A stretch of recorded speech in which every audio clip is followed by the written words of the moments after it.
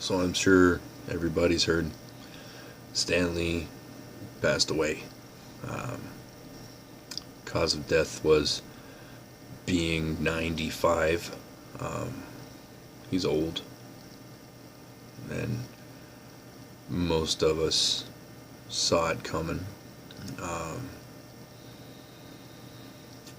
I have a very complicated relationship to Stan Lee.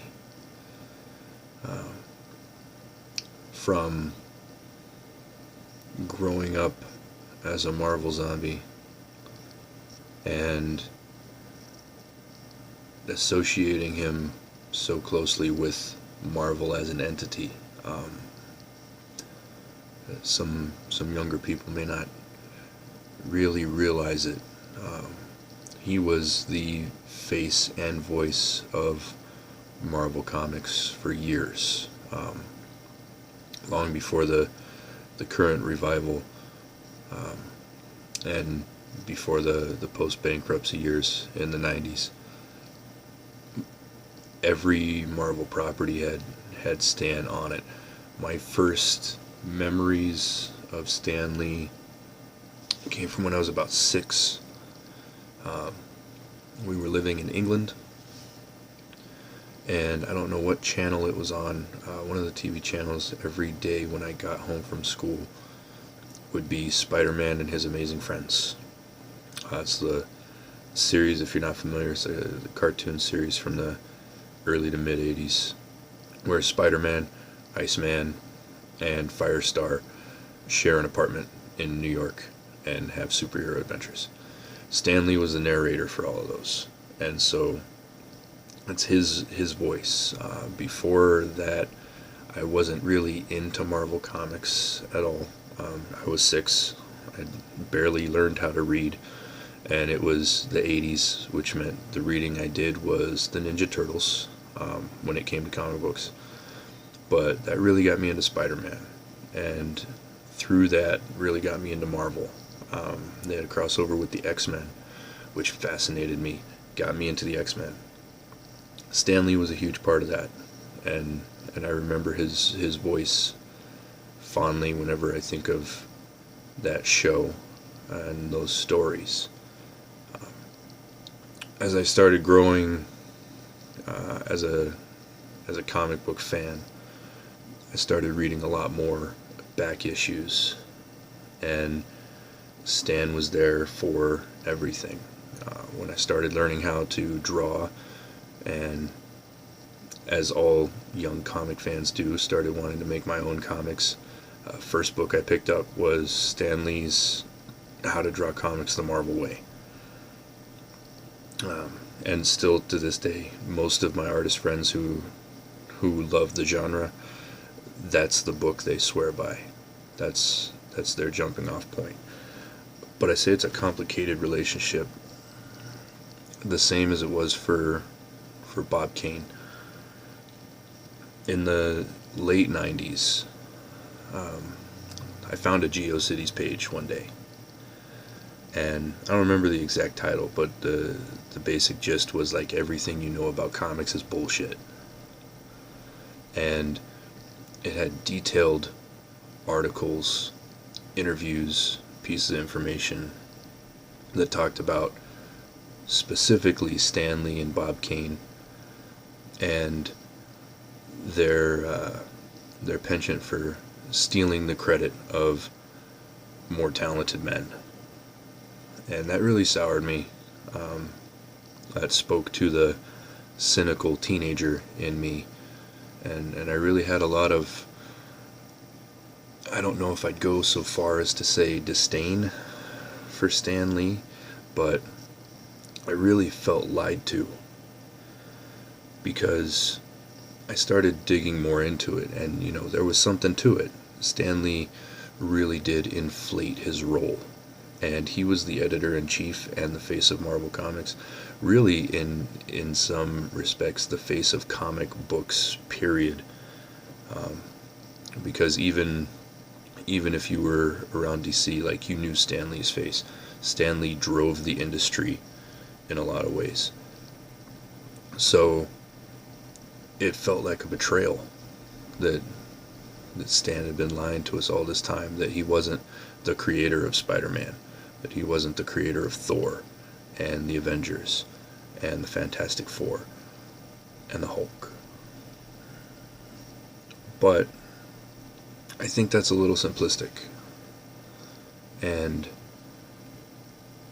regardless of how much or how little he contributed creatively, and how much he may have inflated his own role within the creation of those characters, as much injustice has been done to the legacy of Jack Kirby and continues to be done to this day. Stan Lee was still like the pitch man, the hype man. He is the reason there is a Marvel Comics today. And because there's a Marvel Comics, he's the reason there is a comic book industry today. Without him building up Marvel, without him putting in the work to make people interested, doing the legwork on things like licensing non-comic properties, getting people interested. Because another thing that a lot of people don't really think about, the 60s and 70s, there are books and retrospectives written on the subject, interviews with people who were there. Comic books were kid stuff, and they weren't meant to tackle serious subjects. If an adult was reading comics, there was something wrong with him. That's a stereotype that continues to this day. But Stan was someone, whether or not you believe he was contributing to those stories directly, and he had to be contributing some, but whether or not you think he was the driving force, he still had the philosophy that you needed to be telling a good story, that it was more than just books for children. It wasn't just entertainment. He wanted to bring humanity, and that's something that through Marvel, changing the industry by making characters more human, more nuanced, putting more focus on their civilian identities. DC changed, DC followed suit, and they became better for that. There's a noticeable difference in the Silver and Bronze Age storytelling in DC that can be traced as a direct influence to what Stan Lee and Jack Kirby were doing to the industry through books like The Avengers and The Incredible Hulk, and the lines they skirted with the comic code during that time. So I dog on Stan Lee a lot, and I'm not going to say that it's totally unfair that I've done so, but it's also undeniable that he was a major creative force in comics. He was dedicated to keeping things like bigotry out of the fandom. He despised it. It's not hard to find editorials from him back in the 70s and 80s saying that it has no place in our fandoms.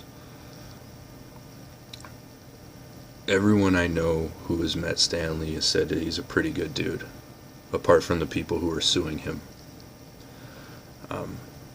He's been accused of some things, and those things are horrible, if true. I can't speak to their truth. I always tend to side with the accuser, and it's unfortunate if they are true, but I can't speak to Stan as a man. I never got to meet him. I had a chance once at Baltimore Comic-Con, and fatherhood ended up taking precedence. I could not justify making my kids wait through 2 hours in line just to get to the Stan Lee line. There was a line for the line because it's Stan Lee. I couldn't justify doing that to my kids for a man that they didn't really know about. So I never got to meet him. I did see him, and he raised his pen at me when I waved. And that's about as far as I ever got with Stanley personally. But I will say, like I've said, everyone who's met him that I know has said he was a pretty solid guy. And he was revolutionary in a lot of ways, not just for storytelling, but for pop culture in general. So, regardless of what personal feelings might be about Stan Lee, regardless of how many of us, and there are many of us, I know, because the internet allows everyone to bitch publicly. There are many of us who have a definite series of problems with Stan Lee and his own way he's talked about himself, the comic industry, and his peers.